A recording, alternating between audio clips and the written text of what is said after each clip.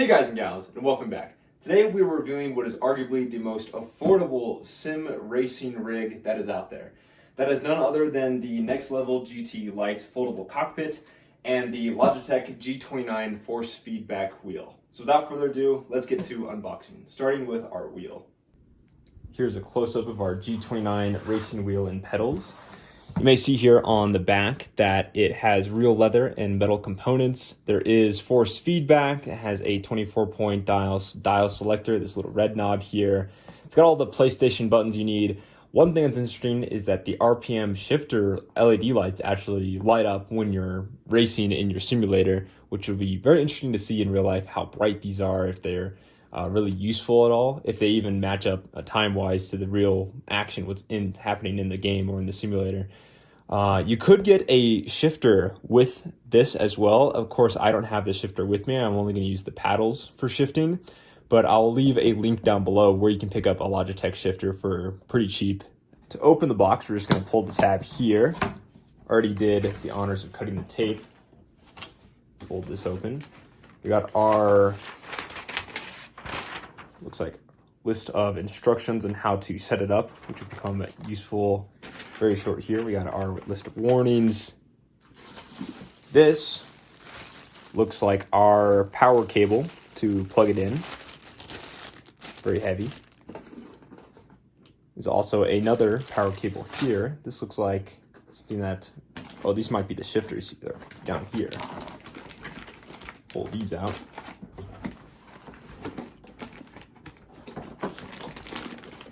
They're heavy, I'll tell you what. Yeah, these are extremely heavy to pull off. This right here. So they were not joking when they said real metal. I can tell by the weight alone, it's got some give to it. The gas pedal is very loose. Not loose, but it's easier to push in the gas pedal comparatively to the brake. Here's our clutch. About the same stiffness as the brake. So I was right about the cord here. This cord is a VGA cord. My assumption is that that connects to the wheel, possibly the computer. I'm not entirely sure. We'll see in the future. Set that just over here. And here, sorry for kicking the stand, is our actual wheel. This is much lighter than the pedals, we'll say. This is an enclosed, oh, never mind. I thought it was an enclosed bag. So, ta-da! Wow, it's got a sound to it. I don't know if you can hear that on my camera. Oh, I was about to say, that just keeps spinning, doesn't it? No, but this is much lighter than the pedals. There's the back side. Looks like we've got some kind of child warning on there. Very fancy. Got a little sticker here. We'll get a close-up while we pull that off.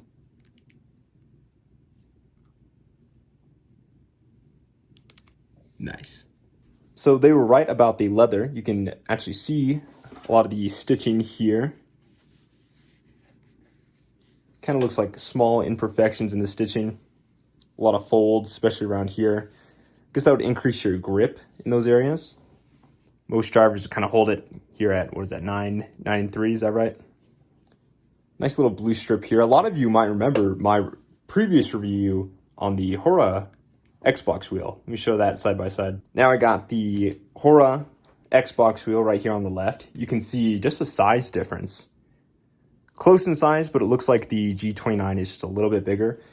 The Hora, of course, does not have force feedback, and it always returns back to center like that. It's a lot of plastic. This right here is not leather on the Hora wheel. This is actually just a different form of plastic, more like a rubber, maybe a silicone there. This is actually leather. Now, I'll tell you what, immediately I can feel the difference, and I can tell you that the G29 is much higher in quality. Now the force feedback of this one should be about 2.5 newtons of what I've heard from previous reviews. I couldn't find it on the box itself where exactly it has the force feedback, but we're going to see how aggressive that is. I've heard that it's very low on the spectrum for racing wheels, but it should still get the immersiveness out of what you're expecting. As for the rest of this box, looks like we've got a little pamphlet here about sim racing. Looks like it's showcasing Max Verstappen's sim rig. Something like over $17,000 for his. That's not our price point here. Looks like we got another manual for the Logitech. The rest of this, I think, is just packaging. So now I'm going to jump over to the actual sim cockpit that I got. Here's the foldable cockpit. Now, one of the main reasons I wanted to have a foldable cockpit compared to something that's more permanent is the fact that you can move this around and you can fold it up and store it in your closet when you're not racing. Plus, I'm not full-time sim racing all the time. I do other stuff like ski and go outside. So I don't always need a permanent station for myself. As for this box, though, I might have to flip this upside down to get this stuff out. Wow. Look at that on there. This is heavy, I'll tell you what. I didn't expect it to be light. I don't want it to be light. I don't want it to break on me. Oh, there are pieces and parts falling out of this bag already. Oh, one thing I did want to say is that I ordered these off Amazon, and this box in particular, I don't know what, it was beat up. The box on the inside only had a couple of punctures through it, but compared to the outside box, it looked like I was real concerned for a second because there was just so many holes and punctures. I don't know if just these legs were just sticking out and poking holes through the box or what was going on. So here we are with our manual here. This is, oh my goodness, this is huge. It's like an IKEA set. Well, we'll have to figure that out on my own time. I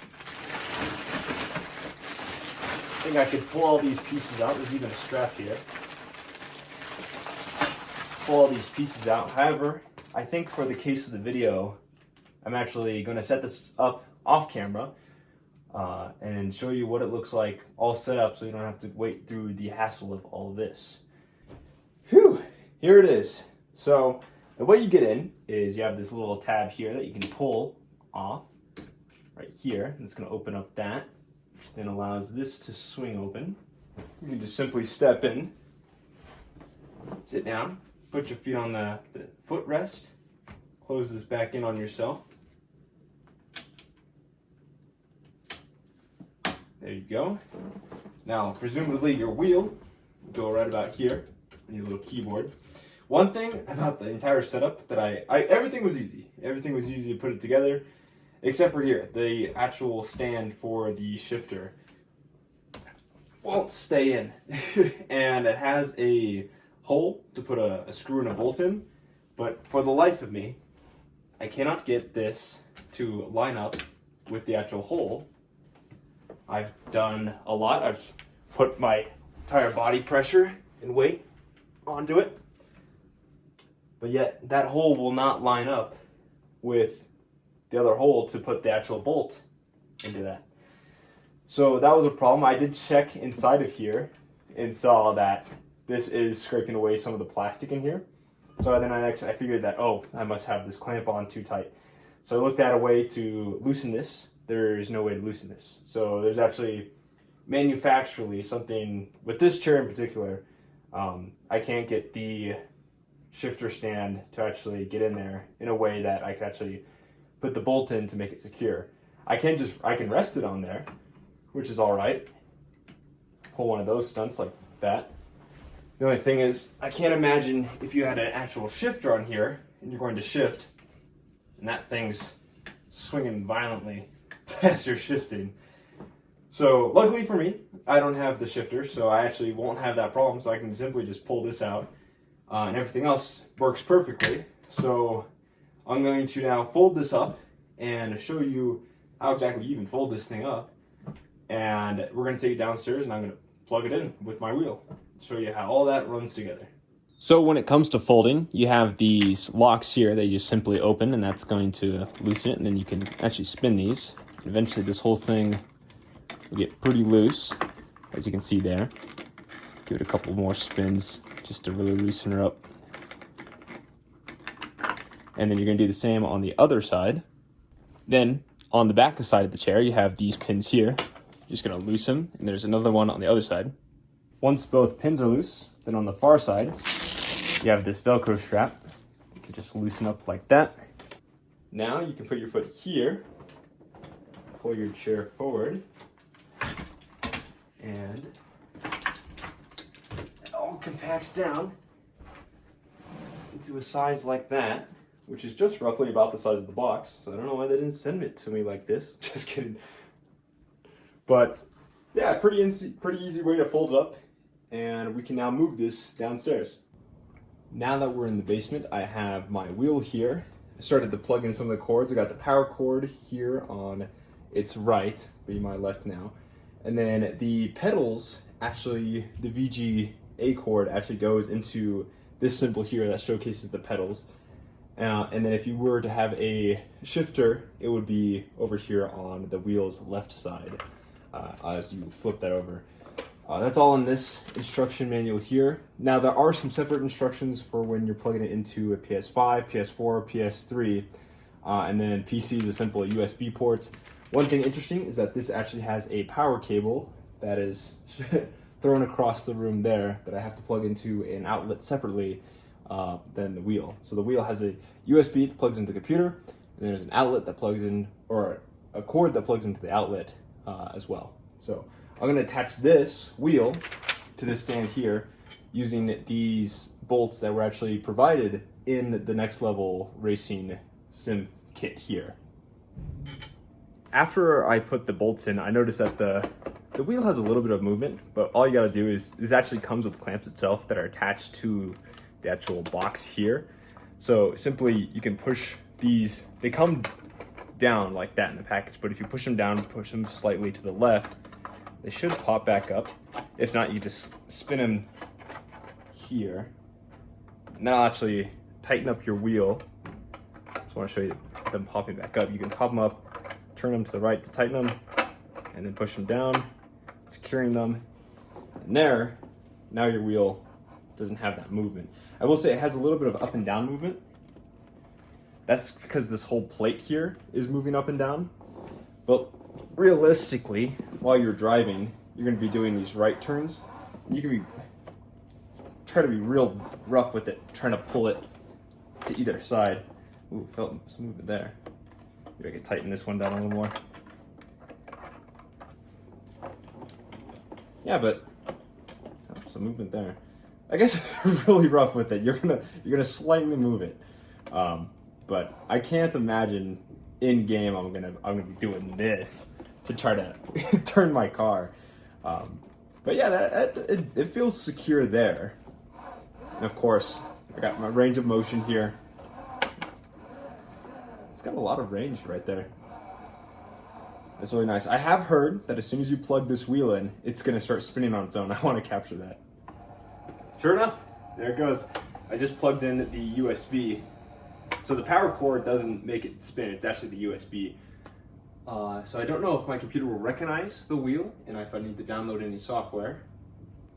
So I was correct, you are going to need some Logitech gaming software. So I'll leave a link in the description down below to this actual site. But I'm going to download this so my computer can recognize the wheel. So I've now got the software downloaded and the wheel has been found by the computer. In the background here, I have a set of courses settings open. I got the wheel configured and everything. It's a little bit complicated, so I did post the video that helped me out when setting it up in the description. So go watch that for yourselves so you can have the wheel do everything you want for a set of Corsa. So without further ado, let's jump into the game. So here we are at the Indianapolis Motor Speedway in a 2015 LaFerrari. So without further ado, I'm gonna get out to the track, switch our camera angle to inside. Now I do have it in manual, so I can try out the paddle shifters. But other than that, we're gonna take it real nice and slow to start off here. Just try to get a feel for it. Immediately I can tell that the leather on the wheel is really nice to hold. Have a pretty good grip, especially the way that my thumbs are wrapped around on the inside here. One thing I do have to say about the paddles, or not the paddles, but the pedals down on my feet, is it's a little slippery where my heels are. And sometimes I want to kind of rest my feet to where my heels actually touch, which is a little awkward, especially when coming into like break zones. But I'm pretty sure it's just because I'm wearing very slippery socks, and if I actually put on proper footwear, like socks that have a grip at the bottom, or if I even had racing shoes, that would go a long way to increase my grip here at the bottom of my feet. As for the chair, it's actually a lot more comfortable than I was expecting. I was expecting the material of the chair to be a lot cheaper, is the best way I can describe it. But it's really nice, and I'm surprised. And there's these middle pads that kind of support your back, and I do actually feel supported. The only thing is I wish I could lean back a little more. I feel kind of propped up right now, but I'm pretty sure there's a way to adjust the chair to actually fit the need that I'm thinking about. Yeah, overall I'm satisfied with the wheel and I'm satisfied with the chair. I don't think it's a bad product, especially for the price point. It's definitely an entry-level sim rig, but it's very well worth it, I gotta say. If you're into sim racing, or if you want to get into sim racing, this is where your price point is. This is kind of the golden product right here. It's just enough to feel like you're really into it, but it's not too much where you feel like you're just way too much into it. It's real nice. It's a nice middle ground. I'd say it's like the golden zone. So once you're done racing, I wanted to showcase how easy it is to fold it back up. You're gonna loosen these up. Make sure to spin them to get them loose. Then you're gonna pull the chair forward so you can pull these clips off. There you go. And once those are off, you're gonna take off the straps here. You should, as you can already see, putting the collapse on itself. Just rest them on the pedals. Make sure that these don't re-clip so the chair can actually fold down. And once you got that going on, the wheel simply falls down. And there you go. That's it, folded with the wheels and pedals on. The only hassle now that you'll have is all these loose wires will be sticking out, but you can pretty much pick this up. And I will say it is a lot heavier when you got metal and leather on there, but now you can move this around, pop your back out. Be careful when you're moving it. You don't want to strain yourself. But yeah, pretty simple. Well, that's going to do it for this review video. Once again, the next level racing chair typically goes for $250, but is currently on sale on Amazon for $210. And then the racing wheel itself is typically goes for $300, but is also on sale for $245 as of right now on Amazon. So if you're interested, go pick it up. It could get cheaper on Prime Day, but that's about a year away from this recording. So if you're interested, pick it up and try it out for yourselves. Let me know what you think of it in the comments down below. So with all that out of the way, thank you guys and gals for watching, and I'll see you all, of course, in the next video. Bye-bye.